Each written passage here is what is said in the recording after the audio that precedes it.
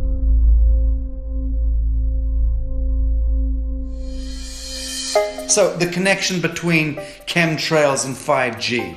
It's all interconnected. The metallized particulates that would allow the 5G phased array, so basically the radar, it would allow it to be able to identify you, so it can watch you, it can identify you in your own home 24 hours a day, 7 days a week. For the last X amount of years, we've been through chemtrailing, and that is now the cat is out of the box. We've had these nanoparticulates raining down on humanity for years now, impregnating our bodies, by best accounts staying inside our bodies. Those nanoparticulates, what you're saying, are building up a kind of a phosphorescence glow capability so that we can be flagged up in our homes, behind concrete and steel, inside bunkers, in the basement, doesn't matter where you are. The 5G will be able to now triangulate, map and read you, because you as a living being are impregnated with these nanoparticulates, which are acting as a kind of transmission and reception technology. It's exactly, absolutely exactly. You have to consider that DNA also works as a fractal antenna, which is able to send and receive and also to process signals under the form of radio frequencies. Well, then there is no doubt that artificial radio frequencies, such as those of cell towers, and in particular these new types of towers that have a much higher density of signals, they may somehow interfere with the ability of DNA to retain and transmit biological signals. So this is one level of danger that very few biologists are aware of. How much effort was put forward to address this, what most of these people are, or many of these people are here for, which are the health concerns? Was there any dialogue back and forth? Was there any working, was there many studies evaluated to look at regarding this area? Maybe not every person that has concerns on the legislation was brought to the table. Okay, so from your perspective, you feel that there was a legitimate amount of time to evaluate the data that the opposition would have on this? Absolutely, and I wouldn't put forth something that I didn't believe in. And I'll tell you, as I mentioned earlier, and it's been commented several times amongst the panel here, this is truly an economic development issue. Our 3-year-old, again at home, is outraged when we pull out the driveway and he's not able to access Wi-Fi.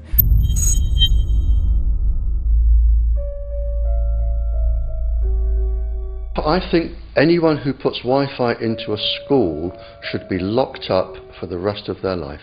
I really do. I think they're not fit to walk on the surface of this planet because they haven't looked at the research, and whatever incentive they have, it is not worth the genetic problems that parents are going to face with their children when they're born.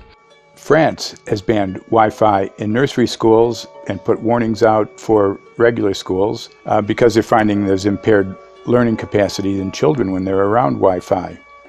And they have to put up warning signs where they put Wi-Fi transmitters. When I got sick and I learned that they're putting Wi-Fi in the schools in Israel, I was very sick at the time, but I could not tolerate the thought that children in the schools will become as sick as I have. And after a few months of correspondence, I submitted a Supreme Court case in Israel to ban the use of Wi-Fi in the schools and replace them with wired network.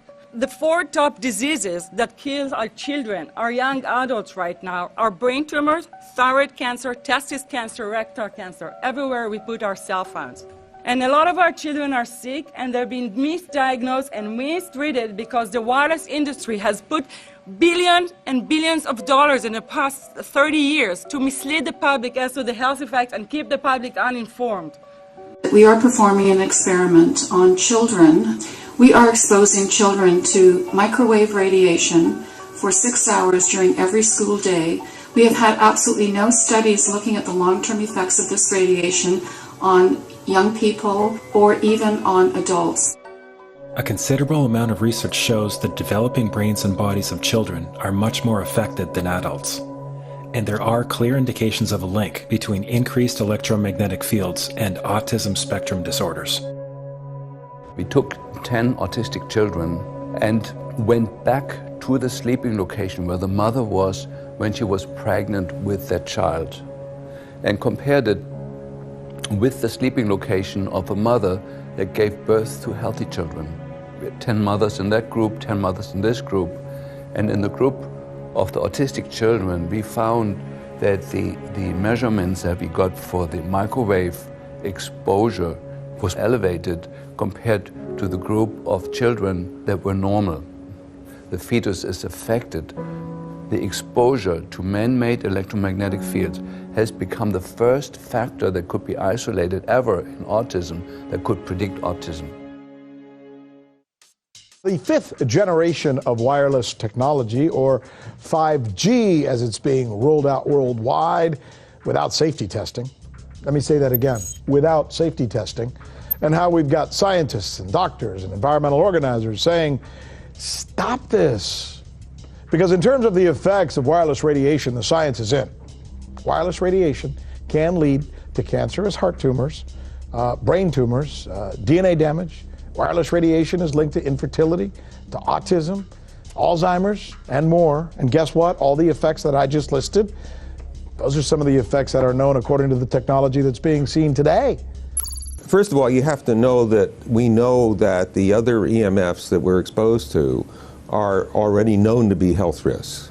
And basically that 5G, because of the frequency that's going to be used and because of the extraordinarily high pulsation levels that will be used, is a much bigger threat to our health than the things that we already have, which are very substantial threats to our health. We're not just talking about the intensity.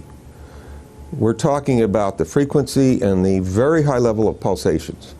There's a huge literature which shows that pulsed EMFs, EMFs that pulse up and down very rapidly, are in most cases much more biologically active than our non-pulsed EMFs. Every single wireless communication device communicates via pulsations, but the industry completely ignores this issue.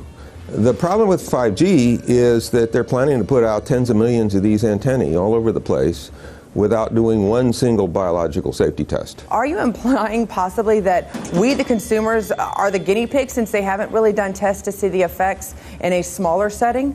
I mean, that's not an implication, it's a statement. We are, yes. Cancer is not the main concern that I have. I'm really concerned about sperm count and about effects on pregnancy. How many of you know that 1 in 6 American couples is unable to have a child when they want to? How many of you know that last year the birth rate in this country dropped the most that it ever has in recent history, 3% in a single year? People look at the sperm, and people use cell phones, and the sperm, usually sperm swim, and they swim straight. But if you expose them to radio frequency, mobile phone waves, they swim in circle. Studies have been done here in Australia, taking sperm from healthy men. And one test tube gets exposed to cell phone radiation, and one test tube is not exposed to mobile phone radiation. And then the results are evaluated. And this is a measure of vitality. We measure how well the sperm swim. This is a measure of motility.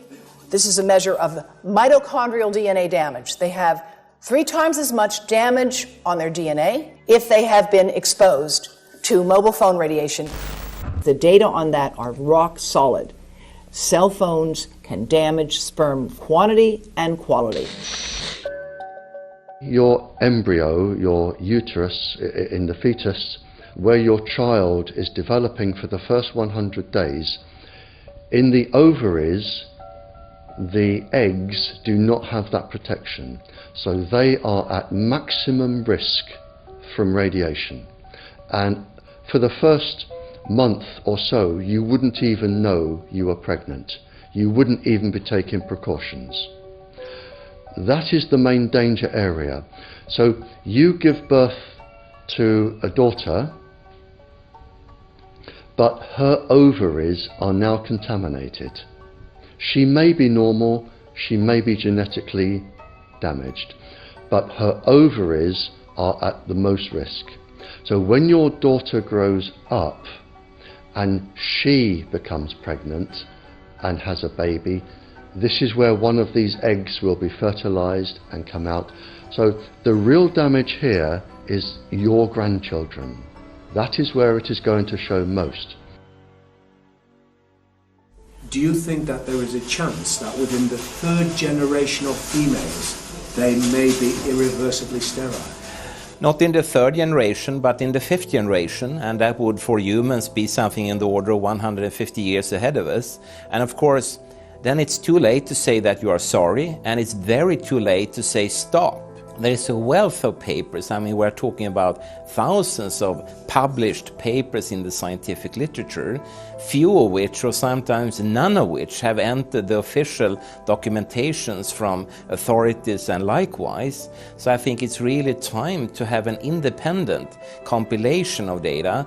Such was done at August 31st, 2007 in the form of the Bioinitiative report, of which I was one of the authors. And then we put together approximately 2,000 scientific references on a little bit more than 600 pages, clearly saying that if you, for instance, if you are a rat or a mouse or a cell or a molecule, you should definitely not allow yourself to be exposed to this. And in the meantime, we have this full-scale experiment using our own kids. One interesting case, John Patterson, he was a telecommunications engineer in Sydney, Australia. Very brilliant man. For 20 years, John tested Telstra digital systems. Over the time, he realised the dangers of electromagnetic radiation. It disrupts the bioelectric system of your body, which is really your brain, your nervous system, how your muscles talk. And he tried warning of these effects through different agencies, through his company. Got all the test gear out and measured it and drew up a report, and I was immediately removed from service. Finally, in 2007, he took matters into his own hand.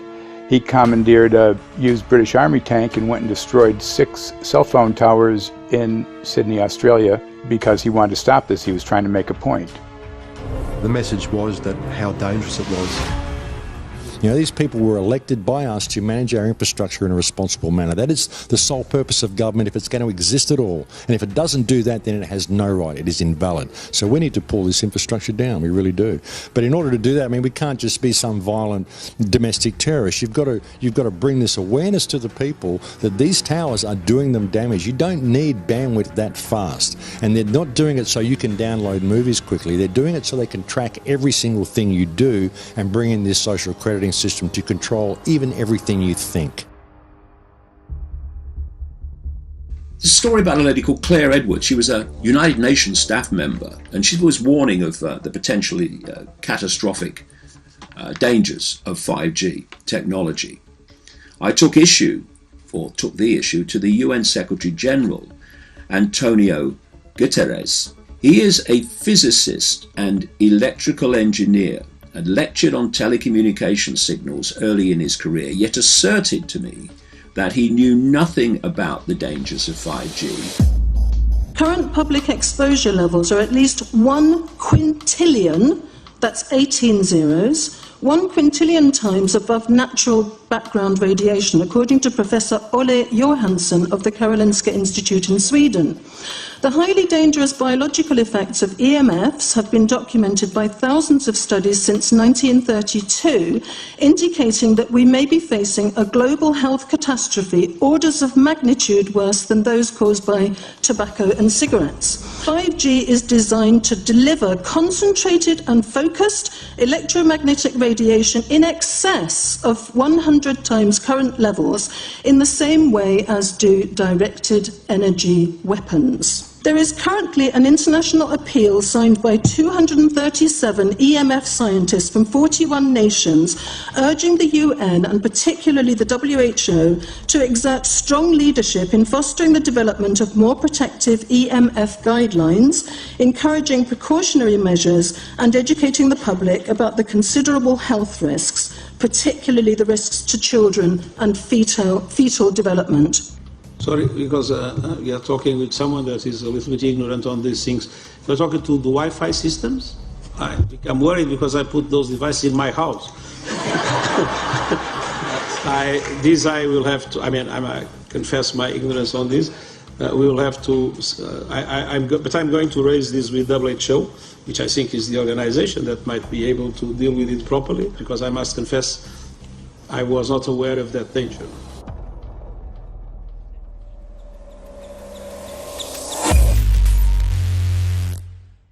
In 1996, when the Telecommunications Act was passed, in it was a provision essentially that kept local officials from addressing health issue concerns when approving or not approving a cell tower. So that's correct.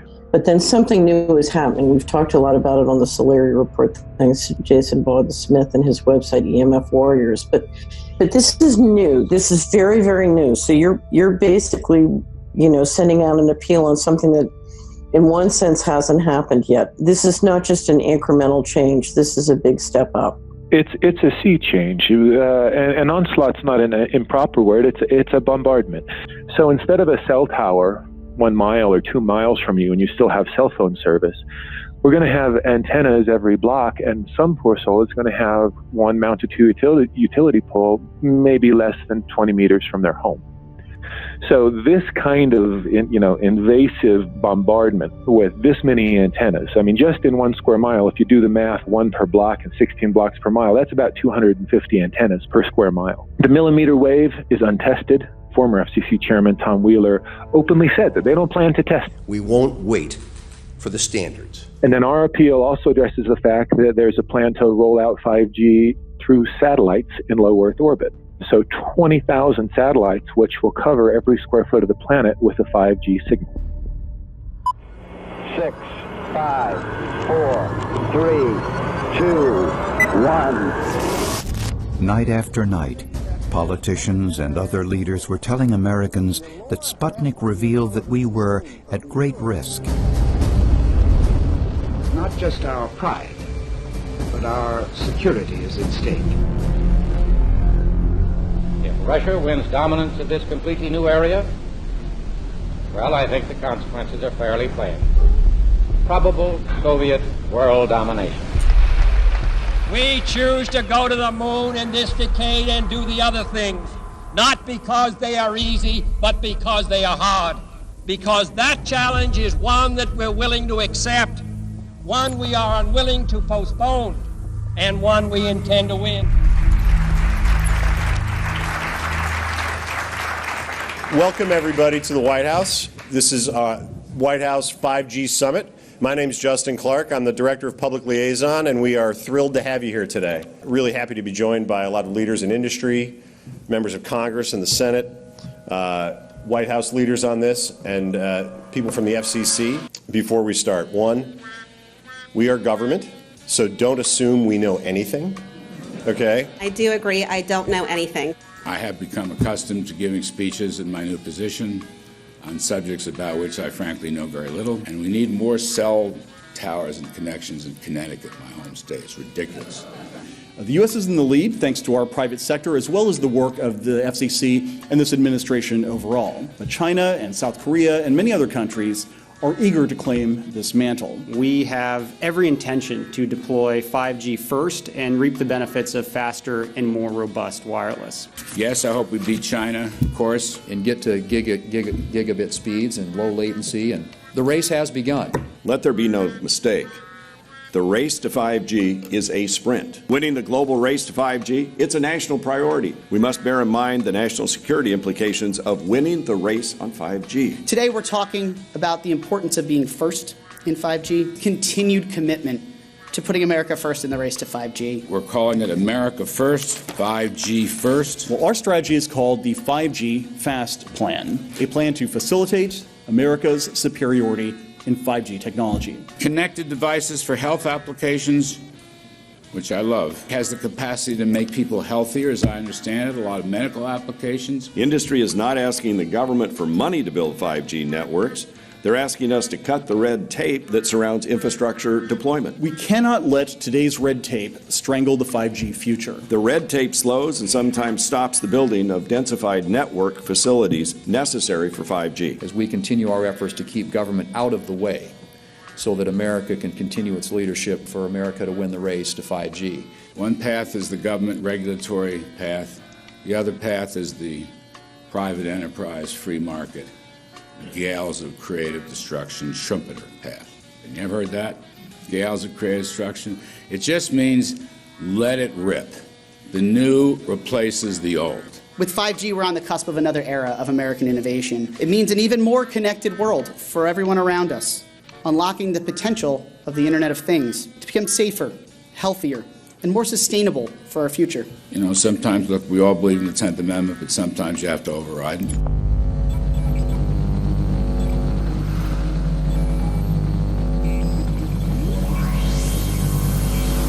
By the way, the 1996 bill permits that kind of override.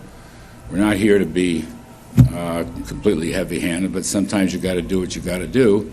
And some of these states or cities that don't want to cooperate want to shake us down. We can't allow obstacles and barriers to stop this movement. That's all.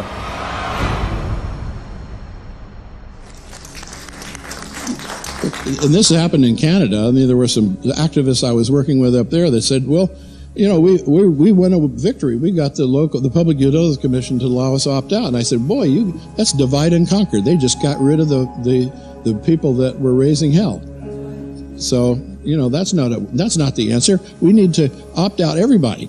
An opt-out is an agreement to pay to not be harmed. An opt-out is volunteering into extortion. An opt-out says that if I don't pay you, you have the right to harm me. So that doesn't work. This is a mandate. This is being pushed down your throat by a company that is not responsive, by a government that is not responsible, and it's being done in a collusion that's designed to undermine the individual rights of individual people in communities across the country and around the world. The Minister for the Environment has a duty. His duty is primarily to ensure that there is cleaner, better, healthier environment for people in this country. It's a simple duty. He also has a responsibility in regard to science and innovation to make sure that that happens. What seems to be happening here, in fact one could say undoubtedly happening here, is he's using science and innovation to ensure that our right to life is threatened. There have been no public debates. There is no public discourse. There are no public disclosures as to why, when, how, what is going on in regard to 5G.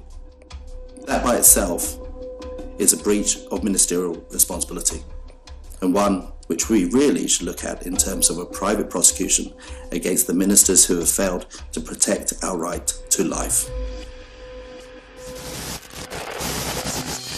Okay, smart technology, smart meters, smart cars, not that smart, huh? What does smart mean? Anything that has smart attached to it, secret militarised armaments in residential technology. That's where smart came from. And smart, every bit of technology that you see today has all been developed for either some type of battlefield, some type of intelligence gathering system, and obviously these developments have to be commercialised, and people have actually took them into their homes.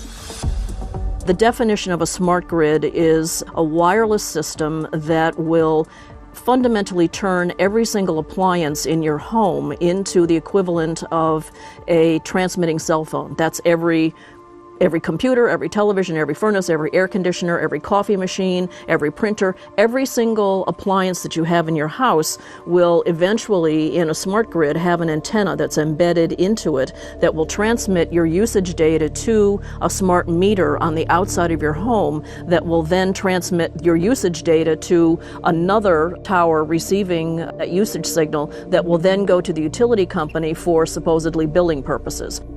Not all signals will just be about your individual use. There will be aggregate meters that will bounce signal from house to house to house within a neighborhood that will then accumulate all of the usage data that will transmit that to the utility company. Now, what that will do is that the end metering system that is transmitting all of that data will be firing an RF signal at many, many times a second, which will increase the average homeowner's radio frequency radiation exposure exponentially.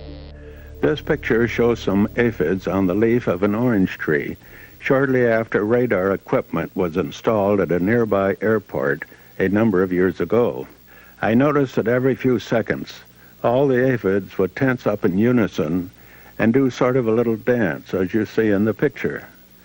Upon further investigation, I found that the interval of time between the activity of each dance coincided exactly with the rotation of the radar rotor device at the airport, which was a distance of approximately 14 miles.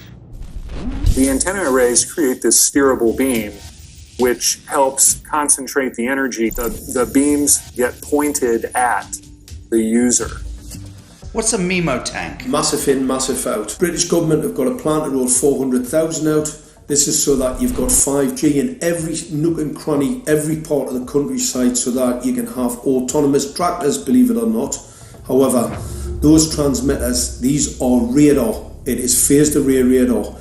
Though that radar signal sweeping the countryside will kill every pollinator, every biological structure, it will sterilise livestock, it will kill the ground, so consequently land won't have a value, obviously farmers will die, the community will be under attack. The community will be under attack. If we can't produce food, if we kill all the pollinators, we're in serious trouble.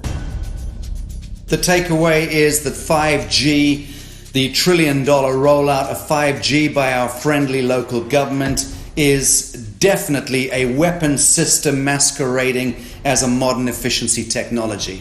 It most certainly is, and what I put it down to, it's economic terrorism. There is no value, nil, in killing off your population, in destroying your ability to grow food, to kill all your pollinators. They may have a nice financial number on a piece of paper, but in reality, dementia, diabetes, all the things that are currently crippling the NHS, a burden on the country, illness, mental health issues, the focus of that cause can be identified and has been identified in the science. The science is proven. The epidemiological data that we're seeing on the street is now substantiating that science. The DNA inside you, the mitochondrial DNA, you can trace unchanged to your mother, her mother, her mother, right the way back to the beginning of the human race in Africa, the Stone Age. It is unchanged, the mitochondria, and that is being unchanged in your children, which means if you damage it, your child could be genetically damaged, then her child, and her child, and her child, forever. You are condemning the future generations of every single child. There is, however, a light at the end of the tunnel, or there is some ray of hope. Thanks to the principles of biological quantum entanglement that we have learned how to exploit in the field of biology and medicine, now we can transfer the information from the microbial DNA to the human DNA. And in so doing, we can train, so to speak, the microbes to withstand whatever extreme condition they are exposed to, including this new technology. And then we can train them to transfer this resilience of theirs to our DNA. So let's say that there are good reasons to be worried about the introduction of these new technologies, but fortunately, since the knowledge in the field of quantum biology, in the field of microbiome medicine is advancing as fast as potentially harmful technology, then we can exploit this knowledge to protect ourselves from any real potential or perceived danger from these new technologies. I've met with molecular and cellular biologists, with blood microscopists, with weapons development experts, frontline activists and researchers, and all the stories I'm hearing from these experts and pundits leads to the same thing. 5G is almost certainly the end game. It is an extinction event brought into our homes, into our classrooms, onto the high street, into the very cells and DNA in our human bodies.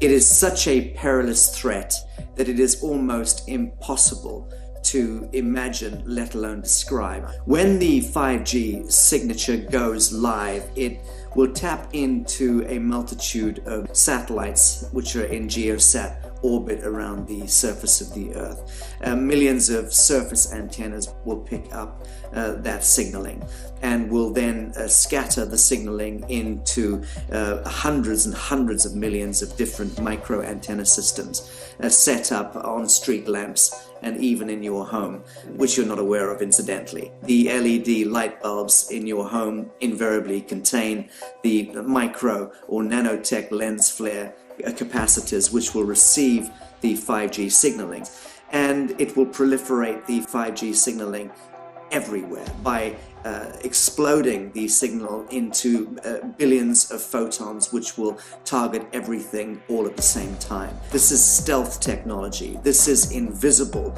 science. But what it means in simple terms is that you will be flagged up, visible, trackable inside your own home. Anywhere you move on the surface of the Earth, they will have a lock and load tracking capability over you.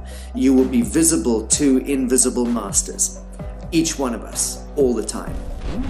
Today, our governments and the corporate sector have managed somehow to infiltrate the mainframe of our civilization and are pushing through a $20 trillion infrastructural rollout without any, and I mean without any, health science running behind it. There have been no tests. Your government and your health authorities are either in collusion on this matter of genocide and ecocide, or they're just damned stupid, and I would suggest it is the latter. Shame on the technologists and the electricians who are furthering this technology in our homes, in our offices, in our streets. Shame on the legislators and the parliamentarians and the troglodytes and bureaucrats that proliferate our society today. Shame on that echelon for putting their signatures to contracts which allow the fast tracking of this technology into our homes and onto our high streets. Shame on the parliamentarians and international leadership whose wet ink signatures and seals of office are sanctioning and permissioning the rollout of something which is arguably the greatest threat to humankind. Shame on each one of us who now fail to get up out of our homes, walk out of our front doors, and challenge every so-called authority who dares to violate our bodies, our homes, and our future generations.